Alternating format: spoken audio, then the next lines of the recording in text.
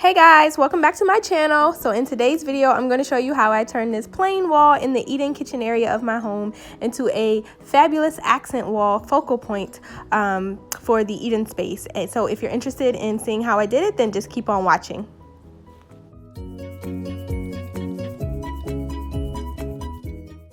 And so these are some of the items that I'm going to use to decorate the wall once I have everything complete. I purchased this large spoon and fork from Pier 1 last year on clearance. They were $50 each, down from $100, I believe. And then the paper mache letters came from AC Moore. I tend to like to use Frog Tape brand when I paint spaces in my home. So this is what I'm going to be using, but you can use any painter's tape of your choice. And here I am just putting up the painter's Frog Tape so that I can protect the surfaces that I do not want paint to get on. So the side walls, I do not plan to paint those. So I wanted to go ahead and put up the tape to border around the accent wall space that I did want to paint.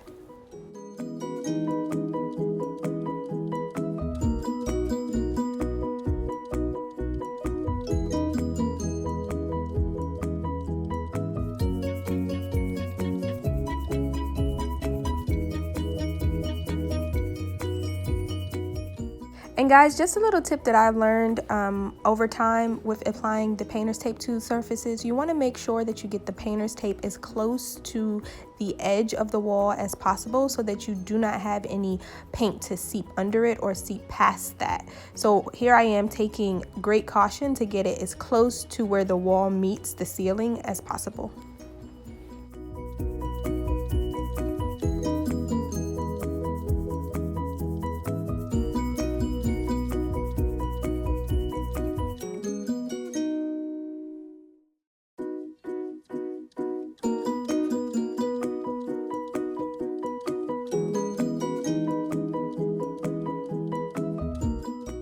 And so now we are finally ready to put some color on the wall.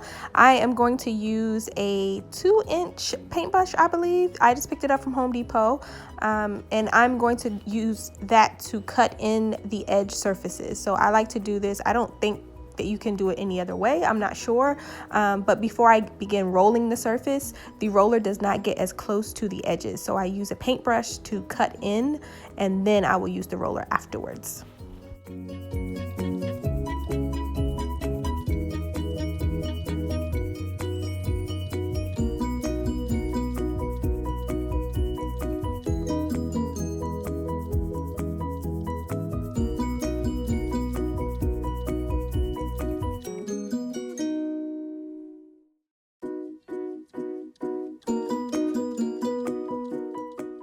And here's how the surface looks all cut in. You do want to bring the paint a few inches from the edge of the wall, maybe 5 or 6 inches, because you don't want to have to get very close with your roller and risk getting paint on the walls that you do not want to paint. Now guys, I'm by far not a professional painter. These are just my tips that help me.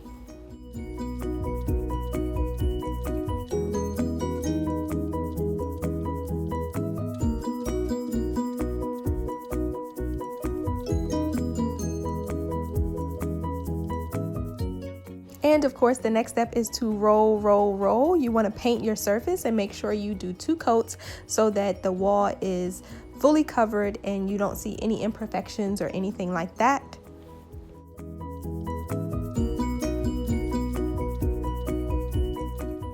And so this is what the wall is going to look like after 2 full coats of paint. Of course, this is still wet, so it's still drying, but this is what you will get before you remove the painter's tape and before you add any decor to the surface.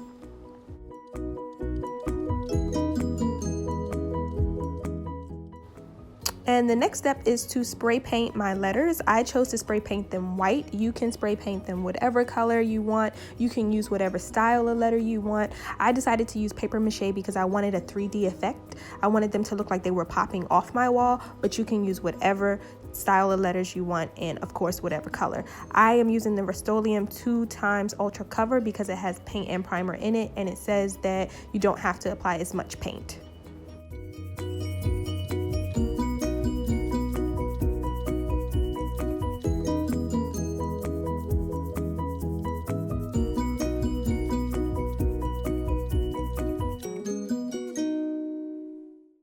So in case you decide to use the exact same materials as I did end up spray painting 3 coats on my letters, 3 full coats, and I allowed a few hours in between each coat for them to dry.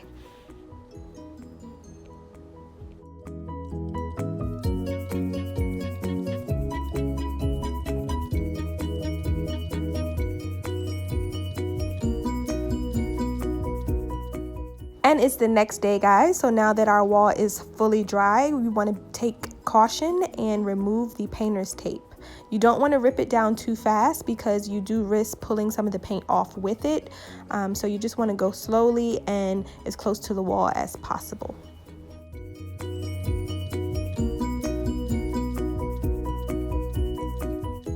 It's decorating time, guys. So I decided to go ahead and put my nails in the wall before I started this project. So I painted around them, if you saw in the previous clip. So I was just able to rehang my fork and my spoon. But in case you are doing this for the first time, you just want to position the fork and spoon where you want it on your surface and hammer the nail in.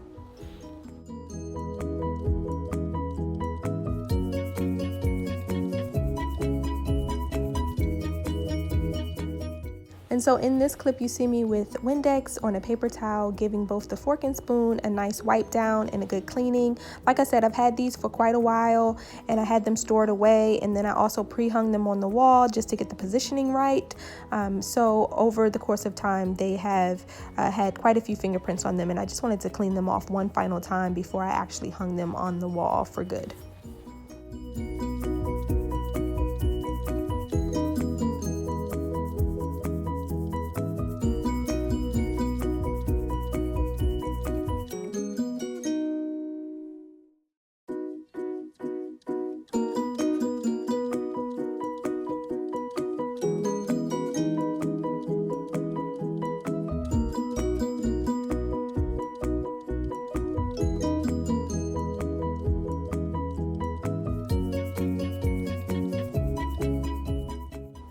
And now it's time to add the finishing touch, my letters. I like to use command strips because I don't like to put a lot of holes in my walls. And you can get these from anywhere.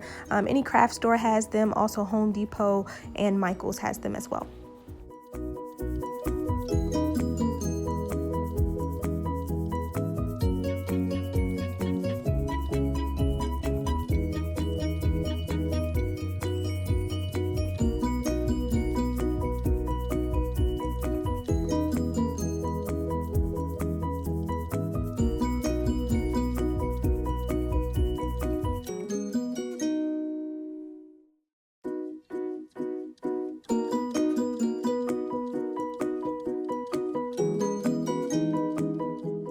And now that the positioning is correct and exactly where I want them, you see me just applying force to the letters to lock in the command strips in position.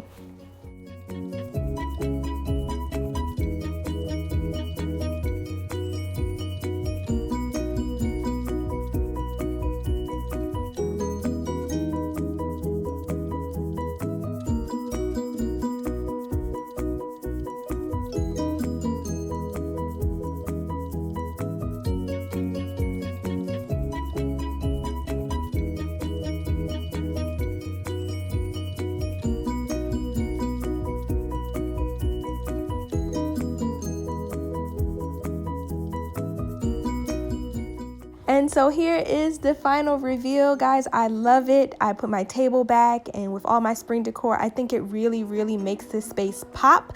I love it. I love coming downstairs each morning and having something that draws my eye to this area of the space, and it sure beats having a bland white wall.